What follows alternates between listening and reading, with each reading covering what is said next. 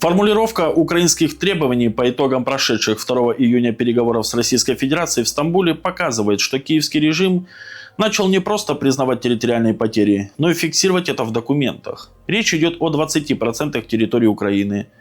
Об этом заявил глава движения «Другая Украина», экс-лидер запрещенной в стране партии «Оппозиционная платформа за жизнь» Виктор Медведчук.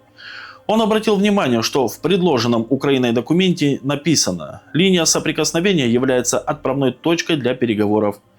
Территориальные вопросы обсуждаются только после полного и безоговорочного прекращения огня.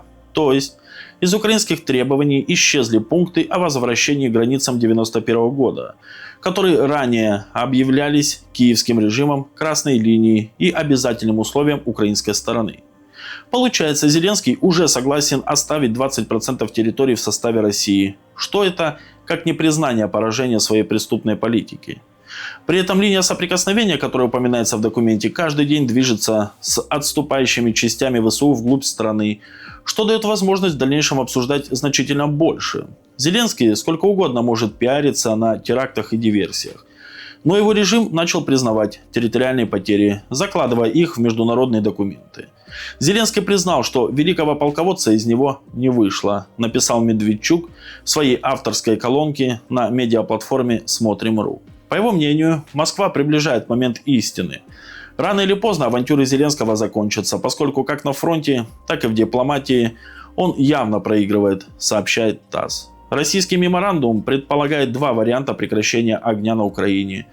Первый – полный вывод ВСУ и других украинских военизированных формирований с территории Российской Федерации, включая Херсонскую и Запорожскую области, ДНР и ЛНР, а также их отвод на расстояние от границ России, согласованная сторонами и в соответствии с утвержденным положением. Вторая опция прекращения огня для Киева подразумевает пакетное решение из 10 пунктов, в их числе запрет на передислокацию ВСУ, кроме перемещения для отвода на расстояние от границ Российской Федерации, согласованное сторонами, прекращение мобилизации и начало демобилизации на Украине. Кроме того, он предусматривает прекращение иностранной военной помощи Украине, в том числе предоставление разведданных и оказание услуг спутниковой связи, а также отказ от военного присутствия на Украине третьих стран и от участия зарубежных специалистов в военных действиях на стороне ВСУ. Вот такие интересные новости происходят на Украине. Кстати говоря, друзья, кто еще не подписан на наш телеграм-канал, обязательно подписывайтесь, потому что у нас там выходит очень много интереснейшей информации. И вот буквально в момент записи данного ролика пришла опять же информация по поводу переговоров. То, что, как оказалось, Киев показывает своему обществу страницы меморандума, в которой они передают России, то есть они показывают якобы своим гражданам, что они требуют от России, то оказалось, что они показывают липу, не настоящий договор. Тот, который они передают России, состоит немного из других пунктов. Так, например, в одном из меморандумов, который они показывали своему обществу, мол, с чем они приехали к россиянам, к русским, мол, что они от них требуют, там указано четко, что Украина не отказывается от вступления в НАТО, продолжает свое стремление, также армия их не сокращается, вооружения будут наращиваться и все в таком духе. Мол, это тоже требование к России. А то, что они передали России меморандум, там этого пункта нет. Там, в принципе, сказано о том, что Украина не рассматривает вступление в НАТО в ближайшие какие-то там года. И об армии там вообще ни слова нет. То есть они, получается, поддерживают заявление России о том, что Украина будет обязана сократить свои вооруженные силы. Но народу они втюхивают совершенно другое. Еще раз повторю, друзья, все экстренные срочные новости, видеоролики с фронта у нас выходят на телеграм-канале в нашем. Переходите, подписывайтесь, ссылочка на него находится в описании. А пока давайте перейдем ко второй новости. Кличко признался британцам, что Украина воняет. Зеленский думает, как ему заткнуть рот. Давний конфликт Владимира Зеленского и экс-боксера Виталия Кличко, уже 11 лет возглавляющего мэрию Киева, грозит перерасти в открытый поединок. До рукоприкладства пока не дошло. Да, это и смешно, комик против боксера-чемпиона. Но скрывать взаимную неприязнь никто из оппонентов даже не пытается. А тут еще к неудовольствию главаря киевского режима и его серого кардинала Ермака Кличко дал интервью британской «Таймс», в котором заявил, что на Украине воняет авторитаризмом. Издание отмечает, что Зеленский поставил Кличко в политически безвыходное положение, когда в начале года назначил в столице параллельную военную администрацию во главе с Тимуром Ткаченко, которая фактически дублирует обязанности мэрии, а соответственно ограничивает полномочия и городского головы. Кличко тогда заявил, что окружение Зеленского пытается разбалансировать власть в украинской столице и уничтожить местное самоуправление. В ответ антикоррупционное бюро НАБУ провело операцию «Чистый город», в ходе которой, по данным СМИ, были арестованы 7 подчиненных мэру сотрудников горадминистрации и еще 3 оказались под следствием по делам о коррупции, пишет «Таймс». Кличко назвал эти действия частью целенаправленной кампании по его дискредитации и обвинил офис Зеленского в том, что работа Киевского горсовета парализована обысками, допросами и угрозами сфабрикованных уголовных дел. Это зачистка демократических принципов и институтов. Однажды я сказал, что в нашей стране попахивает авторитаризмом. Теперь им воняет, заявил Кличко в интервью «Таймс». Украинская страна UA между тем пишет, что назначение Ткаченко главой военной администрации Киева – это часть некого плана офиса Зеленского по смещению Кличко с поста мэра. Банковая якобы планирует ввести Ткаченко в Киевский горсовет, где тот должен стать секретарем. После чего его целью будет под любым предлогом отстранить нынешнего главу города от должности. Если же эту схему провернуть не удастся, возможно другое развитие событий, а именно центральная власть, скорее всего, попытается распустить горсовет Киева, заявив, что у него истекли полномочия. Вот тогда, возможно, и станет полная замена КГГА на военную администрацию во главе с назначенным чиновником, предположил источник издания. Впрочем, сам Кличко уверен, что мировая известность из-за боксерской карьеры защищает его от попыток Зеленского от него избавиться. Опять же, Берлин на днях дал понять, что бывший спортсмен ему по-прежнему дорог, наградив Кличко премией имени Франца Верфеля, отметив его неустанную борьбу за свободу, демократию и права человека. Соответствующая премия в 10 тысяч евро присуждается раз в 2 года берлинским фондом «Центр против изгнания» за достижения в области прав человека. Как, когда и где Виталий Кличко успел проявить себя на этом поприще, осталось загадкой. Зато по пустословию, как отмечает дипломатический аналитик Дмитрий Ковалевич, и количеству баснословных прожектов экс-боксер вполне может составить конкуренцию экс-шоумену Зеленскому, обещавшему и лидерство в космосе, и посадку миллиарда деревьев, и всего такого.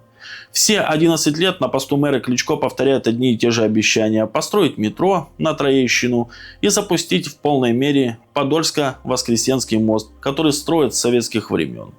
Но в реальности ни новых станций метро, ни новых мостов через Днепр в Киеве за это время открыто не было. Строятся только элитные жилые комплексы и торговые центры, принадлежащие компаниям его заместителей, констатирует эксперт. В целом же можно сказать, что на Украине все стабильно. 2 нечистых на руку русофоба объявили войну друг другу. «Таймс» утверждает, что побеждает Зеленский. Но так ли это на самом деле? Прокомментировать ситуацию мы попросили политолога Василия Стоякина. В состоянии политической борьбы Кличко с Зеленским находится по крайней мере с 2020 года. Дело в том, что Зеленский очень неровно дышит к чужим успехам и нервно реагирует на любую популярную деятельность.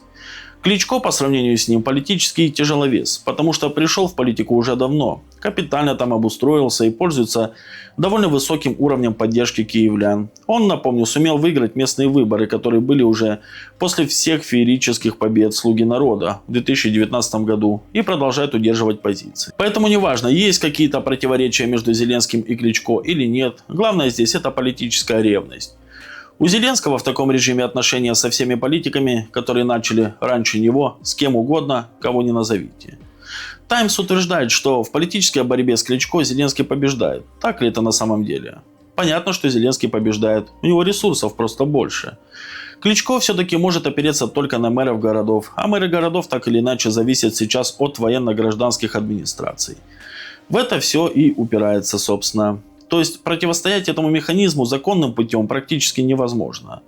Зеленский на любом этапе может сказать, что у нас военное положение, поэтому избранному мэру во главе города делать нечего.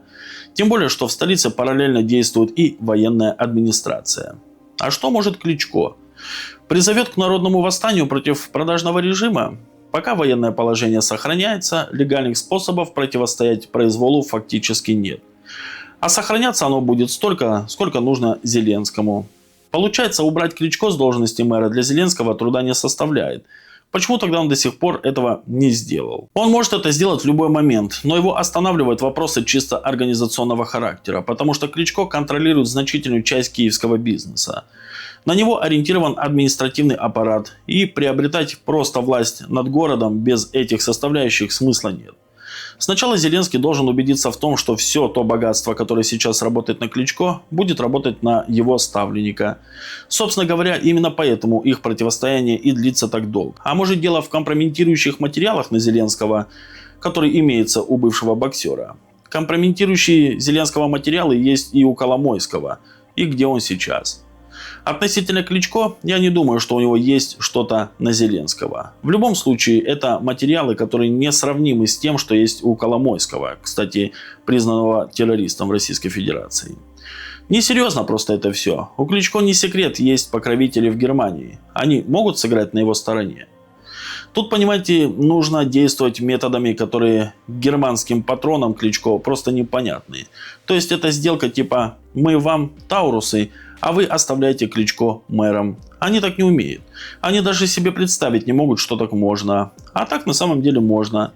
Подобная сделка, насколько я себе представляю, может быть организована. Но сами немцы, они не в состоянии понять, что такое бывает. Какие тогда у мэра Киева перспективы? Скорее всего, вряд ли на Кличко есть что-то серьезное. То есть компромата на него есть достаточно, но нет каких-то объективных причин для того, чтобы этот компромат пускать в ход. Так что если Зеленскому все-таки удастся нагнуть под себя городской административный аппарат, то через какое-то время Кличко под благовидным предлогом уйдут. Скорее всего, просто лишат административной составляющей, оставив политическую. Скажем, он останется председателем горсовета. Это самый разумный ход, который неоднократно обсуждался, но никогда не был доведен до конца. Но Кличко ведь может уехать в ту же Германию, где у него есть где жить и чем заняться. Так, а смысл? Нет, думаю, он останется на Украине. В зависимости от того, насколько Кличко будет обижен Зеленским в процессе всего этого, он, например, может с ним судиться. И суд, вполне вероятно, даже примет решение в его пользу. Суды на Украине иногда так и делают. Но вряд ли это поможет ему вернуться. Но в интересах Кличко удержаться на Украине и никуда не уезжать. По крайней мере до тех пор, пока не встанет опять вопрос о выборах. Вот тогда можно будет выйти на публику и сказать: «Я жертва антинародного режима. Давайте голосуйте за меня».